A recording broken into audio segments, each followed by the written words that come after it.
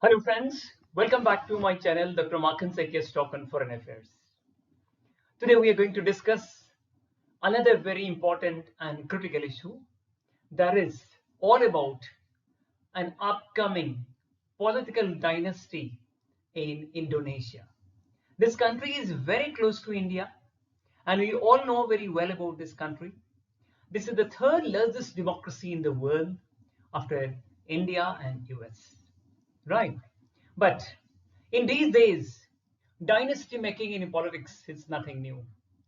But unfortunately, in Indonesia, the current president, who will be out of office by this month, Joko Widodo, who's popularly known as Jokowi, is in the process of making his own dynasty. There has been a lot of controversies, talks, and discussions about it. Let's get down to it and find out what is it all about. First of all, I am going to tell you who is Joko Widodo. Indonesia, as I said, is the third largest democracy in the world. It is slating for its presidential and parliamentary elections together early next year on 14 February. Its current president, Joko Widodo, has been ruling the country since 2014. He is leaving office this month. He will be completing 2 terms this year, this month. The Constitution of Indonesia does not allow a president to contest for the 3rd term. So he has to quit the office by this month. He is popularly known as Jokowi, as I said. Before becoming president, he served as the governor of Jakarta from 2012 to 2014 and mayor of Surakarta from 2005 to 2012. He belongs to Indonesian Democratic Party of Struggle, that is in short known as PDI-P.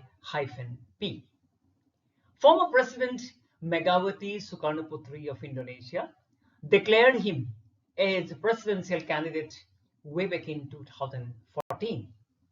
He won the election in that very year against Prabowo Subianto. So now let's see what Jokowi once symbolized for the people of Southeast Asia and people of Indonesia in particular. Once Jokowi was symbolized as democratic hope in Indonesian politics. Indonesia is largely marked by long family or hereditary rule since the beginning of its independence. Jokowi was sworn in as the 7th president of the country a decade back, that's in 2014. He rose to the position of the governor of Jakarta from his initial jobs or career in carpentry and furniture business. He was a complete outsider who quickly rose to the elite echelons of power in Indonesia. He does not belong to any political or elite family background in Indonesia. In fact, he was raised in a slum in Indonesian countryside. Indeed, he was hailed as a beacon of hope all across the nations of Southeast Asia because in these nations, quite often we see authoritarian rule, and today also there are a lot of authoritarian rulers there, ruling these countries. So when Jokowi came to power, an unknown figure and a very common man, everybody had a hope that democracy is back to Indonesia and democracy maybe will be shining across Southeast Asian nations. Family dynasty in politics. Have a look at this. The concern and allegation on Jokowi are that he has been quietly building a new political dynasty for the last 10 years. And now it is all out in public because he is retiring this month. He's launching his 2 sons, Gibran Rakabuming Raka, currently 36 years old, and Kaisang Pangarep, currently 28 years, before the presidential and parliamentary elections due next February. Currently, Gibran, the eldest son, is functioning as the mayor of Solo, also known as Surakarta city, where in fact President Jokowi also served as a mayor in the past. The youngest son, Kaisang, was appointed as chairman of the Indonesian Solidarity Party, shortly called as PSI, just 2 days after becoming its member. Strange. Further, Jokowi's son-in-law is the mayor of city of Medan, North Sumatra, as of today. This clearly demonstrates Jokowi's full confidence and influence over his party and different political constituencies with whom he has been working very closely for a decade now. Now, friends, there was a very important and historic judgment of the Constitutional Court of Indonesia that, in fact, directly helped Jokowi to launch his sons into politics. I mean, active politics. What is the historic judgment of the court? Interestingly, Jokowi's efforts are adequately supported by a historic decision of the country's constitutional court this month only. There is a petition in the court that demanded that the minimum age for high political offices like the president and vice president must be lowered to 35 years from the current age of 40.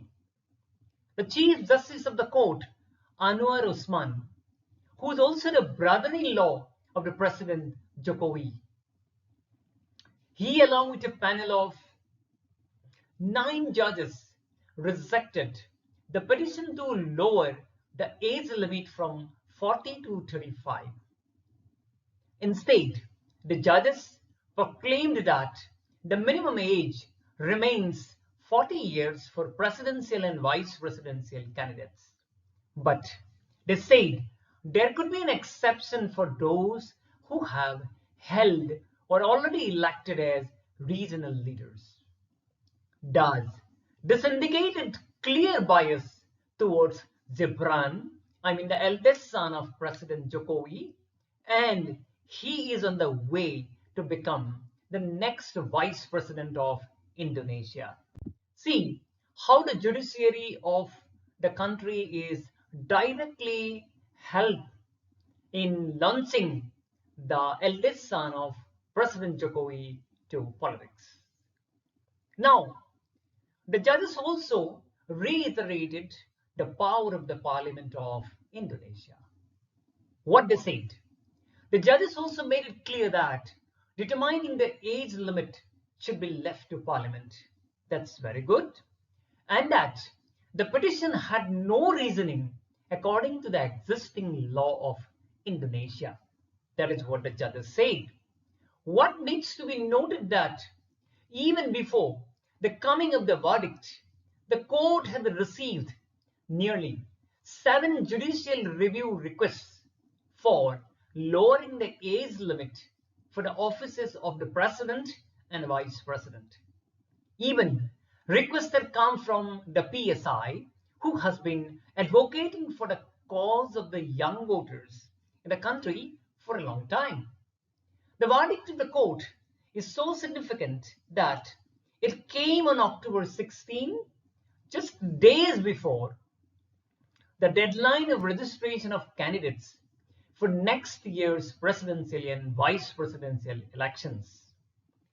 That means the court also, in collusion with the political establishment in Jakarta, has removed all the barriers for Jokowi's eldest son to become vice president of the country by next year. Right. So it shows how everyone is working together and putting their support behind President Jokowi to launch his sons. Right. Now, the race for presidency in Indonesia, let's see who are the candidates. Currently, Jokowi is endorsing his defense minister, Prabowo Subianto as presidential candidate for 2024. This indicates that Subianto has the blessings of the outgoing president, that is Jokowi, and it also whitewashes his long record of human rights violations in the country.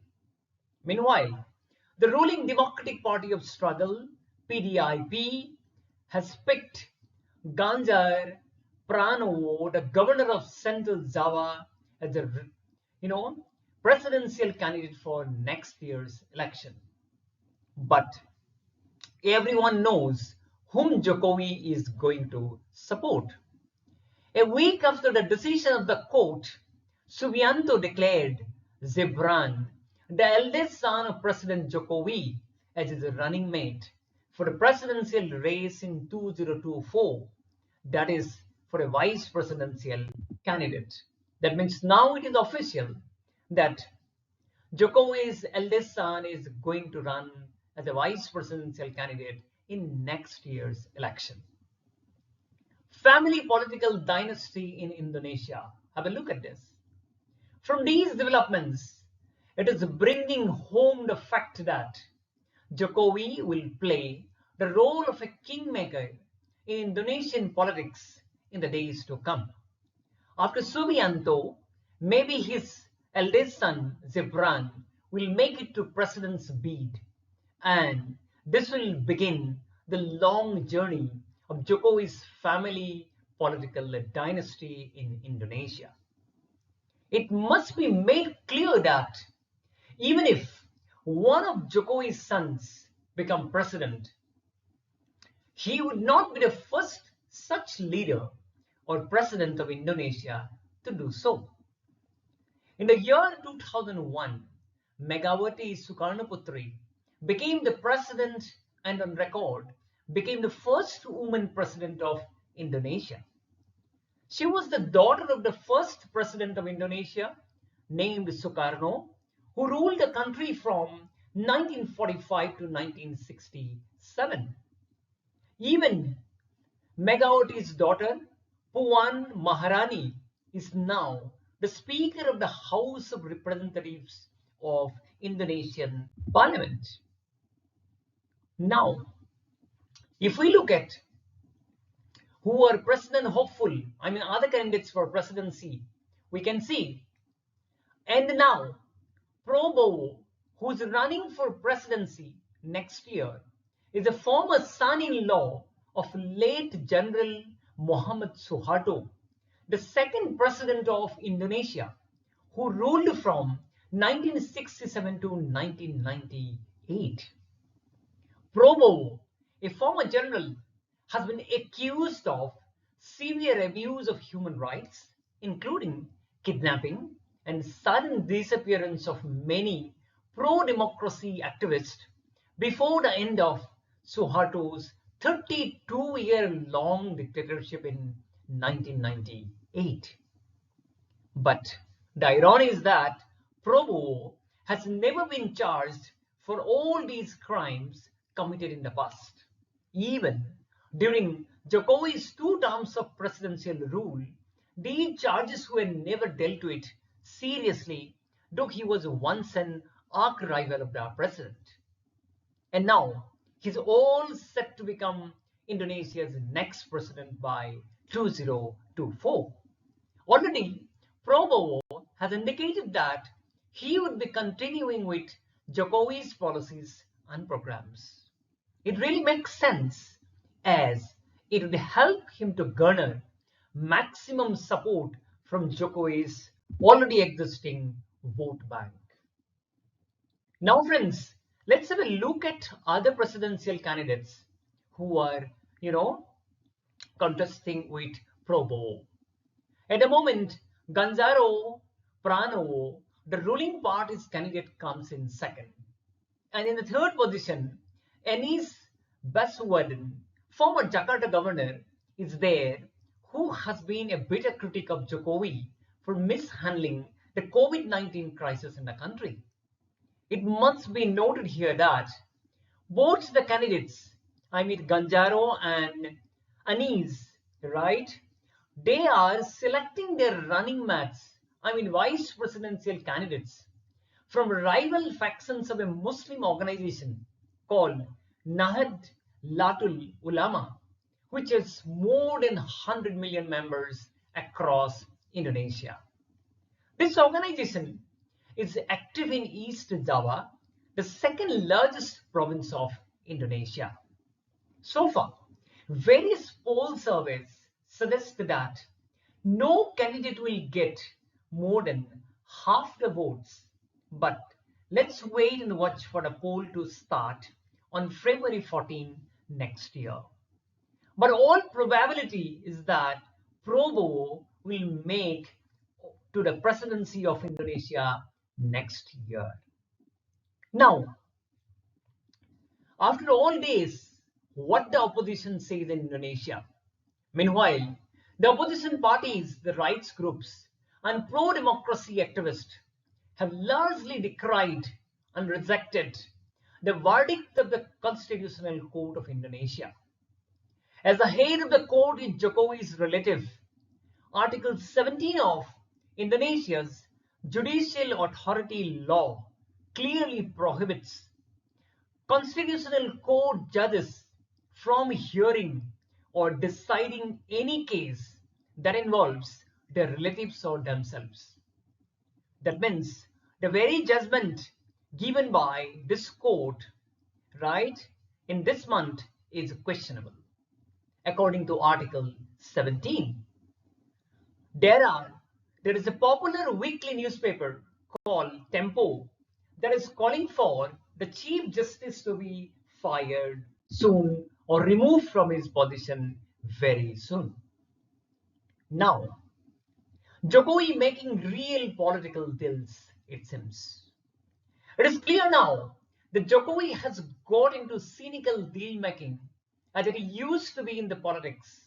Instead of addressing vast unresolved socio-economic issues of this island nation. He is no exception. He is not a beacon of hope now. The greed and craze for power is typically embedded in all political systems and with all politicians.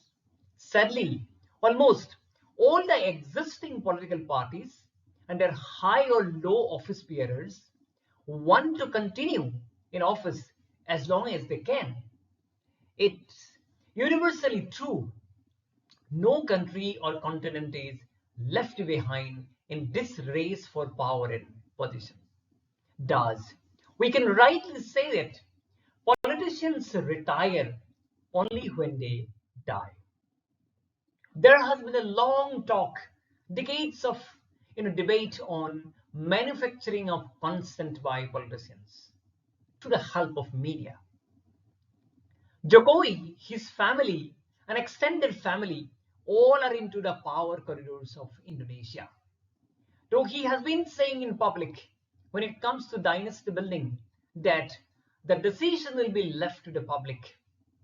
Truly speaking, despite the massive influence of political awareness of people propelled by mass media and digital media, still what we all witness in most parts of the globe is manufacturing of consent. Once this concept is prophesied by Professor Abraham Noam Chomsky, the American intellectual and who's also known as father of modern linguistics. He defined the relationship between the structure of politics and mass media. Hence, the common voters and their public opinion are largely shaped by the political trends set by the media. That's a fact all across the world. Now it seems there is no place for common people in any country, whether it is Indonesia or anywhere. And this all easily crystallizes into vote bank politics. Once there is a powerful leader or someone who can be generally identified with the public, then it doesn't matter to the majority of the people whether the son or daughter or any other family members occupy the positions of power and authority. That is what is gradually penetrating in Indonesian politics and society to the next generation of Jokowis. Certainly, it's a pleasure to serve people, and pursuing a career in politics is one of the best ways for young people to contribute. As Kaisang, Jokowi's youngest son, said in public, but he must remember that contributing to the development and welfare of a nation is everyone's right, and there should not be any existence of privilege like the way he enjoys. Now, friends, it seems Jokowi, the decade-old president who ruled Indonesia, had mastered the game. Jokowi, at 62 now, has mastered the game of dynastic politics in less than a decade, much better and faster than all his predecessors in Indonesia. During his presidency, he said quite often that becoming president does not mean channeling power to my own children, but he has indicated his true color or demonstrated his true color by promoting his two sons to the citadel of power like any other seasonal politician. That means he is no exception at all. His attempt to consolidate his power and position in the post-retirement phase is understood now. But being a true democrat who ascended to power through open competition from a very humble background, he must realize that hereditary politics is antithetical to the growth and sustenance of the ethos and norms of democracy. Friends, what we have seen from President Joko Widodo's experience in Indonesia is true in many countries across the world, including India. Right? This is a common trend among the politicians. The greed for power never stops. They wanted their next generation to take over, then the next generation, then they want to continue like this, unless and until there is a challenge to the same. But they master the game in such a manner, people like you, me, and anyone, or any member of civil society, can hardly challenge them. But there are people across the world who are challenging these kind of leaders who want to continue in power and continue making family dynasty in politics. So friends, this was a very interesting topic. Hope you all have enjoyed. I request all of you to subscribe, like, and share my videos with everyone, right? And keep giving me suggestions so that I can improve my, style of delivery and the topics that I take. Thank you so much for watching me. Again, I'll be bringing you lots of interesting topics like this. Keep watching me. Bye-bye.